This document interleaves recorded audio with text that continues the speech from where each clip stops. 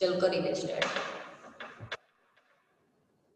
અમૂલ સંસ્કૃત શબ્દ અમૂલ્ય પરથી ઉતરી આવેલો શબ્દ છે. આ નામનું સૂચન આણંદના એક ગુણવત્તા પરીક્ષકે કર્યું હતું. અમૂલ એક સહકારી દૂધ મંડળી છે જેની સ્થાપના 1946માં થઈ હતી. અમૂલ એક ગુજરાતી સહકારી દૂધ વિતરણ દ્વારા સંચાલિત એક બ્રાન્ડ છે. આ સંસ્થા સહકારી રીતે 31 લાખ દૂધ ઉત્પાદન કરતા લોકોની માલિકીની સંસ્થા છે. તેમના સ્થાપક ત્રિભુવનદાસ પટેલ. અમૂલ કંપની દૂધ, દહીં, માખણ, ઘી, પનીર વગેરેનું ઉત્પાદન કરે છે. તેમનું આવક $2.15 અબજ છે. અમૂલ આણંદમાં આવેલી છે અને સહકારી સંસ્થાની લાંબા ગાળાની સફળતાનું ખૂબ જ ઉત્તમ ઉદાહરણ છે. અમૂલ ભારતની શ્વેત ક્રાંતિ છે જેથી ભારત વિશ્વમાં દૂધ અને દૂધ ઉત્પાદનોનો સૌથી મોટું ઉત્પાદક બન્યું છે. તે વિશ્વની સૌથી મોટી શાકાહારી માખણની બ્રાન્ડ છે. અમૂલ ભારતની સૌથી મોટી ખાદ્ય ઉત્પાદન બ્રાન્ડ અને વિશ્વની સૌથી મોટી દૂધના પાઉચ બનાવતી બ્રાન્ડ છે. તેનું વાર્ષિક ટર્નઓવર $2.2 બિલિયન છે. અમૂલે વિદેશમાં જેવા કે Mauritius, USA, Oman, Bangladesh, Australia, ચીન, સિંગાપુર અને થોડા ઘણા દક્ષિણ આફ્રિકાના દેશોમાં પોતાના ઉત્પાદનો મૂક્યા, પરંતુ જાપાનીઝ બજારમાં 1994માં જોઈએ એવી સફળ ન થઈ, પણ હવે ફરી નવી પ્રોડક્ટ સાથે જાપાનીઝ બજારમાં ઉતરશે. સરસ. 1945ના વર્ષ દરમિયાન આણંદની આસપાસના વિસ્તારમાં દૂધ કોન્ટ્રાક્ટરો દ્વારા એકત્ર કરી મુંબઈ દૂધ યોજનામાં મોકલવામાં આવતું, પરંતુ રાજ્ય સરકારે દૂધના ભાવમાં કરેલ વધારાનો લાભ દૂધ ઉત્પાદકોને ન મળતા તેમને અસંતોષ થયો. આ અંગે સરદાર વલ્લભભાઈ પટેલની સલાહ અનુસાર ખેડૂતોની સભા 4 જાન્યુઆરી 1946ના રોજ મોરારજી દેસાઈના પ્રમુખ પદે રાખવામાં આવી, જેમાં સહકારી દૂધ ઉત્પાદક મંડળીઓ અને જિલ્લા સહકારી દૂધ ઉત્પાદક સંઘ સંચાલિત ડેરી સ્થાપવા અંગે વિચારણા થઈ. ત્રિભુવનદાસ પટેલ અને અન્ય પ્રગતિશીલ ખેડૂતોએ સહકારી ધોરણે ડેરીની સ્થાપના માટે અથાગ પ્રયત્ન કર્યો, જેના પરિપાક રૂપે ખેડા જિલ્લા દૂધ ઉત્પાદક સંઘની સ્થાપનાની સાથે તારીખ 14 ડિસેમ્બર 1946ના રોજ અમૂલનો જન્મ થયો. સરસ. ડન. હા મેડમ, ડન. એટલે તૈયારીનો ટાઈમ વધારે મળી ગયો નહીં, સોમવારે લેક્ચર નહોતો એટલે મસ્ત રીતે બધી એક્સપ્લેનેશન આવી. હા. એ ઘણી વખત આપણે અમૂલની બ્રાન્ડ છે રેગ્યુલર યુઝ કરતા હોય, પરંતુ આપણને ફૂલ ફોર્મ છે અથવા તો એ કઈ જગ્યાએ છે, એના સ્થાપક કોણ છે, કે શ્વેત ક્રાંતિના પ્રણેતા, કે આપણને બધી માહિતી ના હોય કે ખરેખર પહેલેથી લઈને છેલ્લે સુધી અત્યારની કરંટ બજારમાં છે એની પરિસ્થિતિ શું છે, બધી જ માહિતી છે એનાથી આપણે વાકેફ થયા.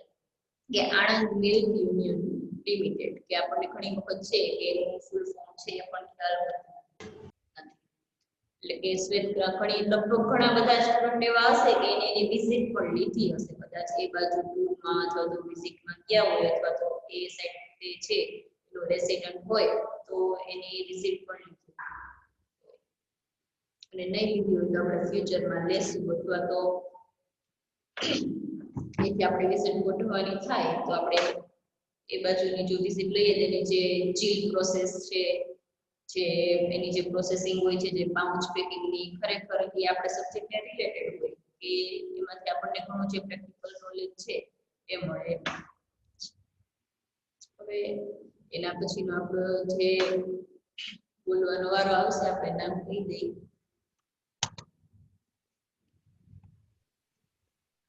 લાલકિયા આર્મી. જો વારો આવી ગયો હોય ને મને કહી દેજો એટલે મારે રિપીટ ના થાય, બરોબર? મને એમ તો યાદ જ છે, લગભગ કોઈ રિપીટ ના થાય, પણ કદાચ નામ બીજું ભૂલાઈ જાય મને છે એ નોટ ડાઉન કરાવી દેવું, એટલે લાલકિયા આર્મી. બરાબર. હવે આપણે શુભ શરૂઆત કરીએ, એના પછીનો આપણો જે ટોપિક એ તરફ જોઈએ.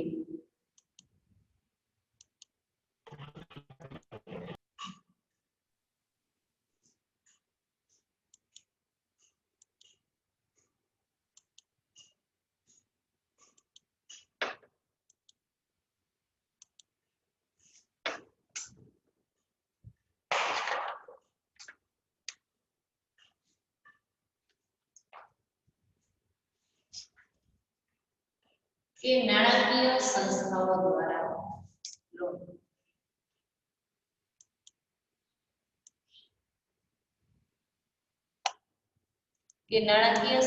દ્વારા લોન લોનની અંદર આપણે જોઈએ કે વિજ્ઞાન ને તકનીકી ક્ષેત્રે પરિવર્તનો થવાથી કે વિજ્ઞાન ટેકનોલોજી અને જે ટેકનિકલ ક્ષેત્ર છે એની અંદર જે નવા પરિવર્તનો થાય છે એને લીધે ઉદ્યોગ ધંધાનો વિકાસ વધ્યો કે દિવસે ને દિવસે નવા જે ટેકનોલોજી અને સાધનોનો વિકાસ થવાને કારણે જે ઉદ્યોગ ધંધા છે એ વિકસતા જાય છે અને તેથી તેમની લાંબા ગાળાની મૂડીની અને જે લાંબા ગાળાની મૂડીની જરૂરિયાત છે એ પણ વધે છે કે વૈયક્તિક રોકાણકારો અને વ્યાપારીઓ કે જે વૈયક્તિક રોકાણકારો છે અને વ્યાપારી બેંકો છે એ જરૂરિયાત પૂરી પાડી શકે નહીં. તેથી લાંબા ગાળાની મૂડીની જરૂરિયાત કે આપણે જે લાંબા ગાળાની જે મૂડીની જરૂરિયાત છે એને પહોંચી વળવા દેશના વિશિષ્ટ સંસ્થાઓ કે દેશની અંદર જે હવે નાણાંની જરૂરિયાત ઉદ્ભવે છે ઔદ્યોગિક સાહસોને તો એ નાણાકીય જરૂરિયાતો છે એ કઈ રીતે પૂરી પાડવી દરેક ઉદ્યોગોને તેના માટે વિશિષ્ટ નાણાકીય સંસ્થાઓની જરૂરિયાત ઉદ્ભવી કે આજ ભારતમાં આઝાદી પછી પંચવર્ષીય યોજનાઓ શરૂ ભારતની અંદર છે એ આઝાદી પછી જે પંચવર્ષીય યોજનાઓ છે એ શરૂ થતા કે આપણને ખબર હોય તો 1947 પછી સૌપ્રથમ કે અંગ્રેજોએ છે સાઉ ખેતીનો છે જળમૂળમાંથી છે કે ખેડૂતોને જરા પણ ખેતી કરવામાં ઇન્ટરેસ્ટ નહોતો કેમ કે એના ઉપર એટલો કર લેવામાં આવતો અને જે ઉત્પાદનનો ભાગ છે એ વધુમાં વધુ છે એ સુધારણા ભાગરૂપે બ્રિટિશરો છે એ વસૂલ કરતા એટલે કે શરૂઆતની 1947 પછીની જે પંચવર્ષીય યોજના હતી તો કે કૃષિ ક્રાંતિ સૌપ્રથમ 5 વર્ષ છે કૃષિને મહત્વ આપવામાં આવ્યું ત્યારબાદ ઉદ્યોગોને અને જે પંચવર્ષીય યોજના છે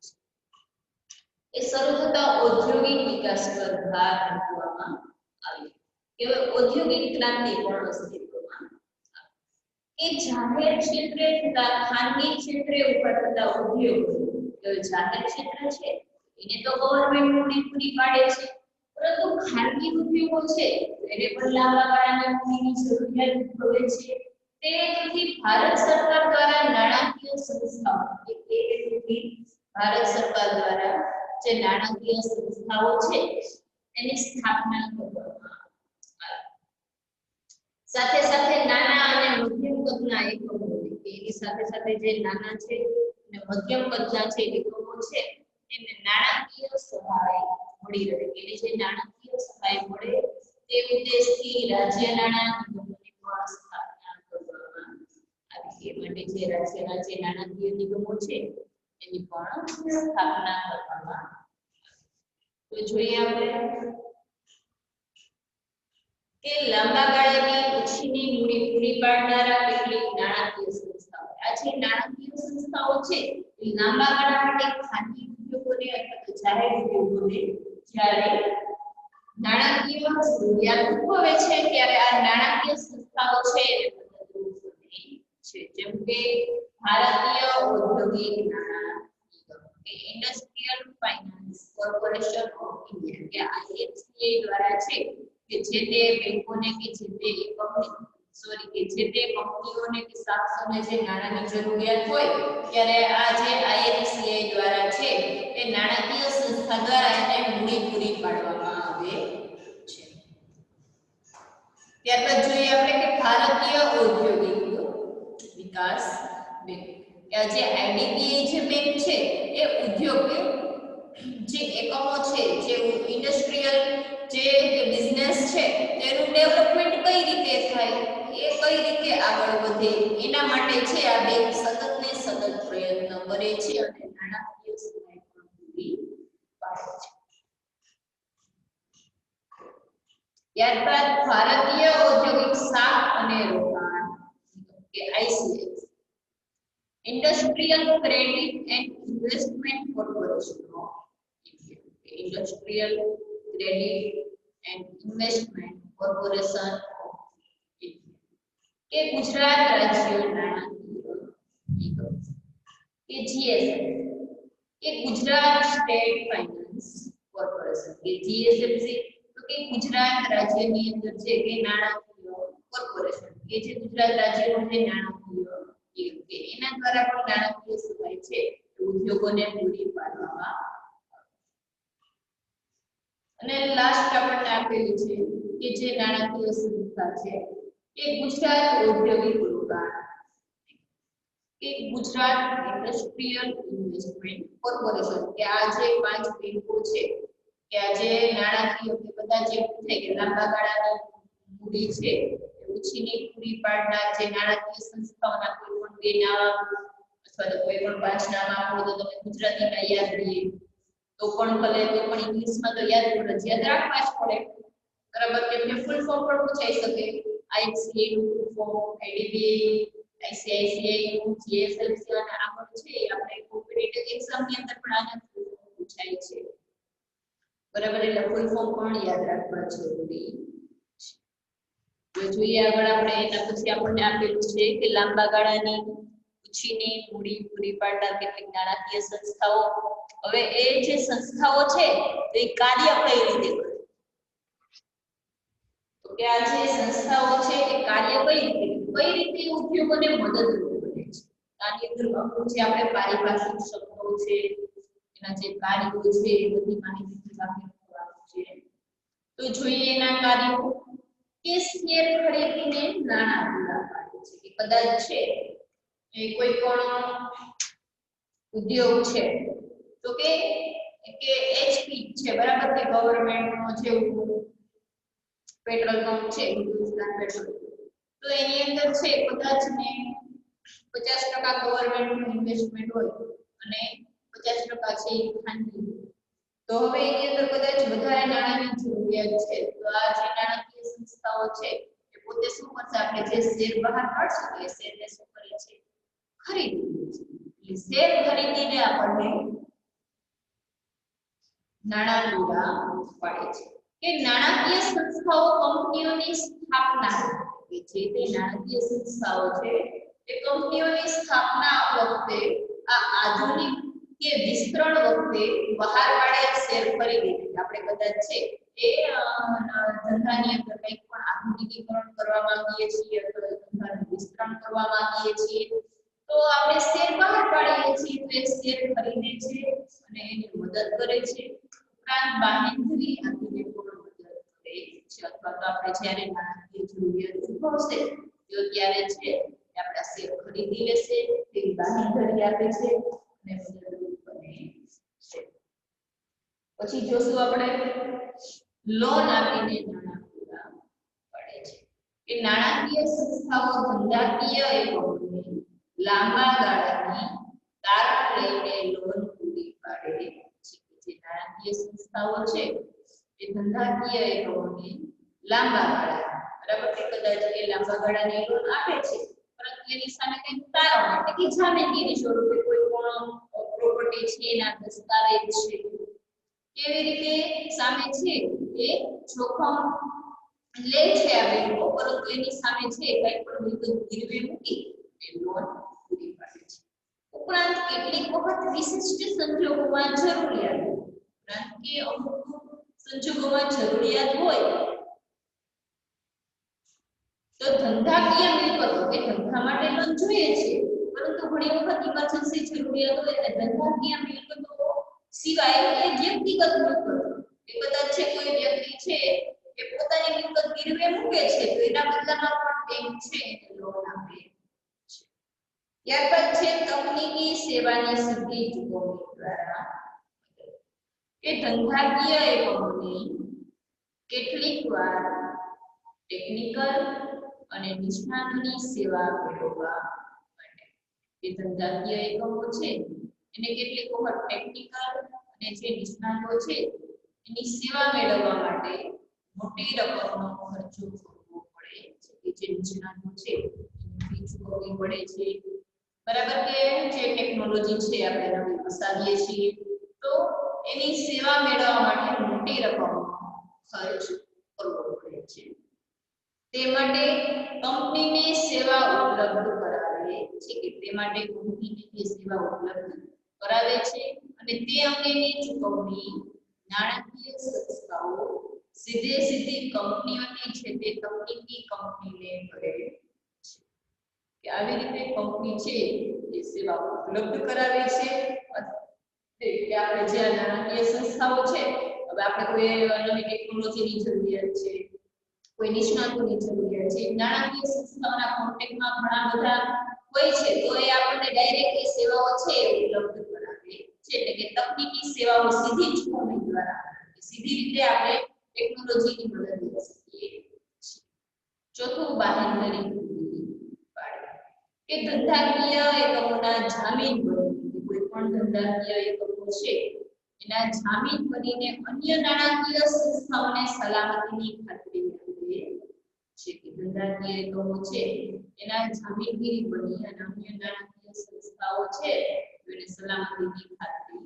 આપે છે આમ પરોક્ષ રીતે કંપનીઓને કે આવી રીતે પરોક્ષ રીતે છે એ કંપનીઓને નાણાં મેળવવામાં મદદરૂપ બને છે કે બાહેંધરી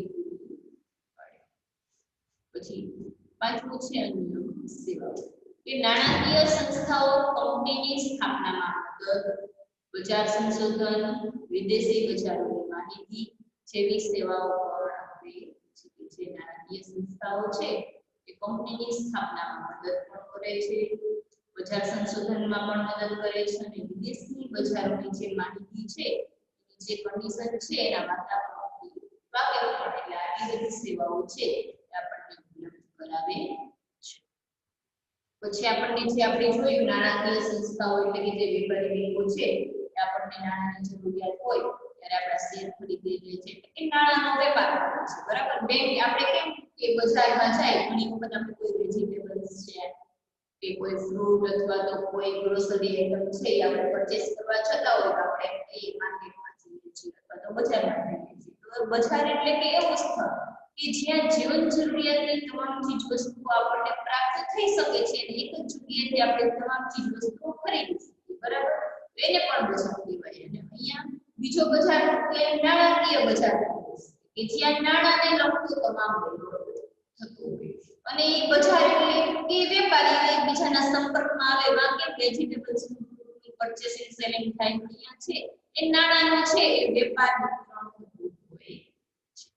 હવે જોઈએ એમાં ટૂંકા ગાળાની કાર્યશીલ મૂડી પૂરી પાડવામાં વ્યાપારી બેંકોનું સ્થાન જે ટૂંકા ગાળાની જે કાર્યશીલ મૂડી છે એને પૂરી પાડવામાં જે વ્યાપારી બેંકો છે એનું સ્થાન મહત્વનું છે કે દેશના વેપારીઓ કે ઉદ્યોગો પોતાની કાર્યશીલ મૂડીની જરૂરિયાત સંતોષવા મહદઅંશે વ્યાપારી બેંકો પર આધાર રાખે કે આપણને વેપારી બેંકોની અંદર કીધું કે ટૂંકા ગાળાના અને કાર્યશીલ હવે તમને બધાને ખ્યાલ જ છે ટૂંકા ગાળાની એટલે કે 6 મહિના એક વર્ષ છે ટાઈમ લિમિટ હોય તો ટૂંકા ગાળાની અથવા તો કાર્યશીલ એ પણ ખ્યાલ છે કે રોજના જે ખર્ચાઓ છે એને પહોંચી વળવા માટે વેપારી બેંકો છે એનું સ્થાન ઘણું જ મહત્વનું છે કે દેશના વેપારીઓ કે ઉદ્યોગો પોતાની કાર્યશીલ મૂડીની જરૂરિયાત કે વેપારીઓ કે ઉદ્યોગો છે પોતાની કાર્યશીલ મૂડીની જરૂરિયાત સંતોષવા માટે આ વેપારી બેંકો છે એના ઉપર આધાર રાખે છે કે જાહેર જનતા પાસેથી સ્વીકારેલી થાપણોને એ જાહેર જનતાઓ પાસેથી આપણે જે શેર ડિબેન્ચર દ્વારા કે અન્ય કોઈ પણ રીતે જે સ્વીકારીએ છીએ કે આપણે બેંકની અંદર જે થાપણો સ્વીકારીએ તો વ્યાપારી બેંકો ધંધાકીય એકમોને શું કરે ધિરાણ કે જે લોકો સેવિંગ કરે છે એ લોકોનું સેવિંગ ને સ્વીકારે છે અને જે લોકોને નાણાંની જરૂરિયાત છે એ લોકોને શું કરે છે નાણાં ધિરાણ કરે છે આમ તેની મુખ્યત્વે 3 રીતો છે લોન કેશ ક્રેડિટ અને ઓવરડ્રાફ્ટ કે લોન દ્વારા કેશ ક્રેડિટ દ્વારા અને ઓવરડ્રાફ્ટ દ્વારા હવે આપણે જોશું કે લોન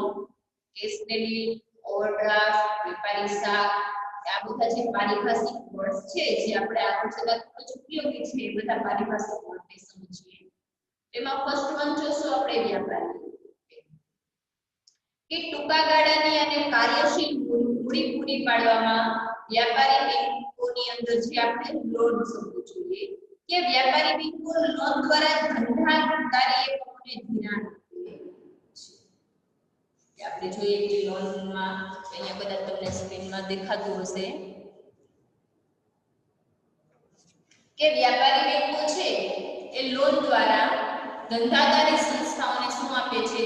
ધિરાણ આપે છે. હવે આગળ જે પાંચે બેંકો આવી તો આપણે નાણાંની જરૂરિયાત છે તો એ આપણને શું આપે છે? ધિરાણ આપે છે, જે બેંકના નીતિ નિયમો અનુસાર. અને એ પણ શું? બેંકના જે નીતિ નિયમો હોય એ અનુસાર હોય છે. તે માટે ધંધાકીય એકમની નાણાકીય જરૂરિયાત કે તે માટે જે ધંધાકીય એકમ છે એની નાણાકીય જરૂરિયાત, નાણાં પરત કરવાની શક્તિ, પાછલા વર્ષના વાર્ષિક હિસાબો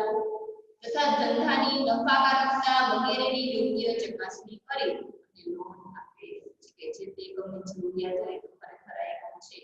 બેનિફિટ કરે છે,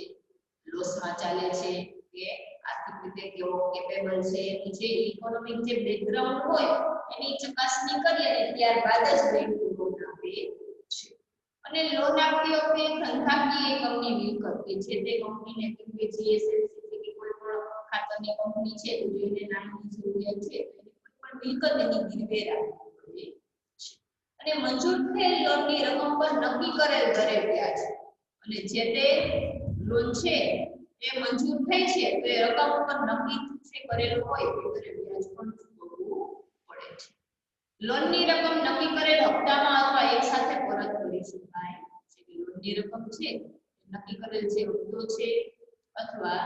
એકસાથે પરત પણ કરી શકાય છે. હવે જોશું આપણે કેસ ક્રેડિટ કે બેંક વેપારીઓ કે ઉદ્યોગોને ધંધાકીય જરૂરિયાત માટે જે બેંક વેપારીઓ છે અથવા તો ઉદ્યોગો છે એને ધંધાકીય જરૂરિયાત માટે માલ સ્ટોક અથવા તો અંગત મિલકતોની જામીન. હવે જે વેપારીઓ છે તો એને માલ સ્ટોક છે અથવા તો જે સેવિંગ છે તેની અંદર એને ઘણી વખત કાર્યશીલ પૂંજીની જરૂરિયાત વધારે રહેતી હોય છે. તો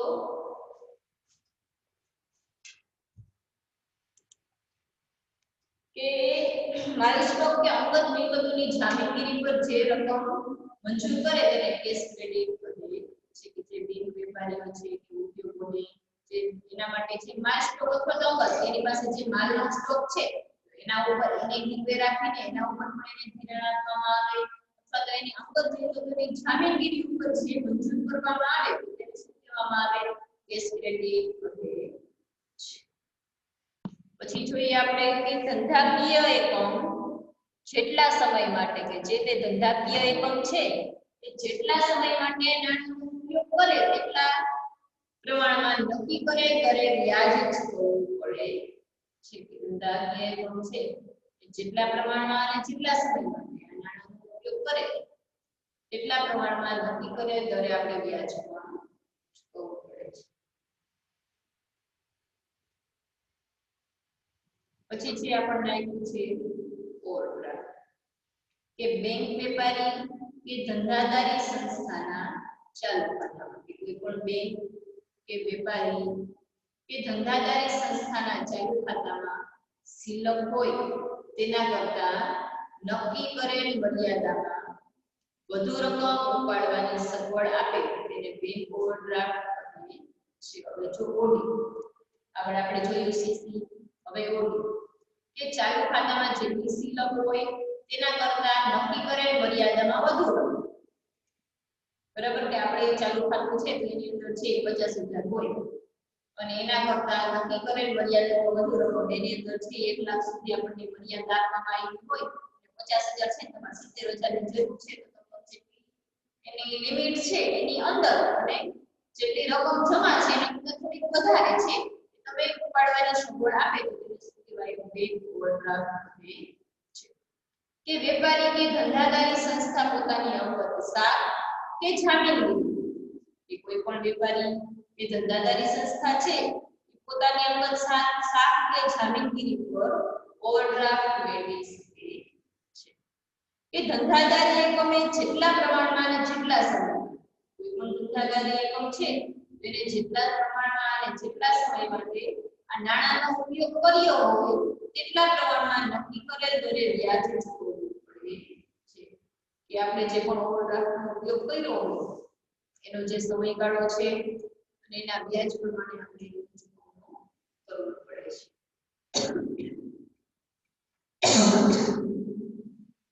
પછી આપણને પૂછે વેપારી કે ધંધાકીય એકમોને કાચા માલની, તૈયાર માલની કે અન્ય સાધન સામગ્રીની જરૂરિયાત હોય છે કે વેપારી સાત અથવા ધંધાના લેણદારો કે કોઈ પણ એકમ છે એને રો મટીરીયલ્સ અથવા તો જે માલ સ્ટોક છે અથવા તો અન્ય જે ઇન્સ્ટ્રુમેન્ટ્સ છે તેની જરૂરિયાત હોય છે. આવા સંજોગોમાં ઉત્પાદકો કે વેપારી આવા સંજોગો છે ઉત્પાદકો કે વેપારીઓ પાસેથી અમુક સમયની સાખ પર ખરીદી અમુક જે સમય છે એની સાખ પર ખરીદી કરીને કાર્યશીલ મૂડી ઊભી કરે છે. આવી રીતે છે જે આ કાચા માલના જે દરેક વસ્તુની જરૂરિયાત હોય સાખ પર તે આ દરેક ચીજ વસ્તુઓ મેળવે છે નાણાં પેમેન્ટ કરતા. આમ ધંધાના લેણદારો સીધી રીતે મૂડી પૂરી પાડતા નથી પરંતુ માલ કે સેવા દ્વારા આપે. આવી રીતે વેપારીઓ છે પોતે છે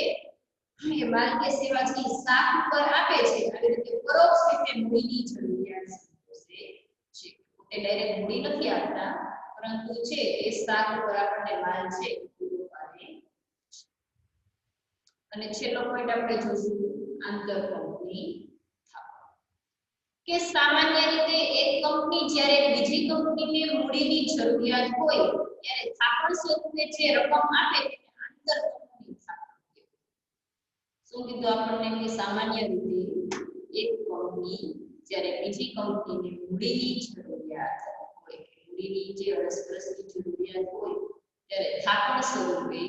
જે રકમ આપે તેને આંતર કંપની થાપણ. એક કંપની બીજી કંપનીને મૂડીની જરૂરિયાત પૂરી કરે